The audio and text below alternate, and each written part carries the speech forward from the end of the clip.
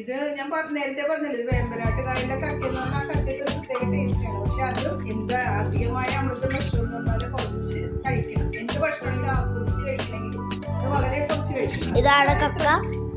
ഇതാണ് കക്ക. അപ്പൊ ഞാൻ കുറച്ച് എടുത്തല്ല, ഇനിയുണ്ട് കക്ക. ഇവരെല്ലാവരും എന്റെ ടേസ്റ്റ് നോക്കി. ഞാൻ ഓൾറെഡി നന്നായിട്ട് കുക്ക് ചെയ്യുന്നത് എനിക്ക് തന്നെ സ്വയം ഒരു കോൺഫിഡൻസ് ഉണ്ട്. അപ്പൊ ഞാൻ ഈ കക്ക ചോക്കോ കക്ക കഴിച്ചു നോക്കൂ. ഓക്കെ, എനിക്ക് വേറെ ജോലിയുണ്ട്. ഇതാണ് കക്ക, കഴിച്ചു നോക്കട്ടെ.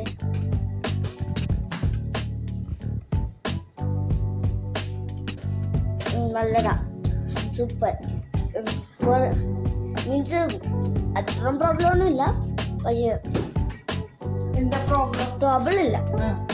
നല്ല ടേസ്റ്റ്, ഏറ്റവും നല്ല കഥ, നല്ല ഇത്. അതെ, കുറെ ദിവസം ഇപ്പൊ കേരളത്തിലായിരുന്നല്ലോ, അപ്പൊ അവിടെ അമ്മൂന്റെ ടേസ്റ്റ് മറന്നില്ല.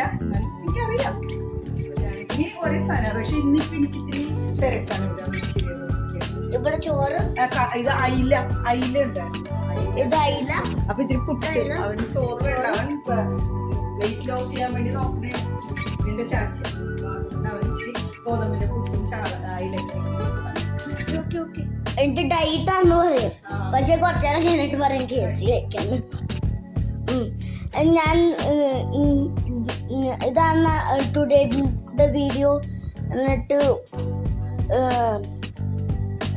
ടുഡേയുടെ വീഡിയോ ഇതാണ്. നാളെ വേറെ വീഡിയോ ഉണ്ടാക്കാം, എന്നിട്ട് കാണിച്ചു തരാം എങ്ങനെ ഉണ്ടാക്കിയെന്ന്. Bye bye. എന്റെ കയ്യില് എങ്ങനെ മസാലയാണ്, എന്നാലും ശരി. Okay bye.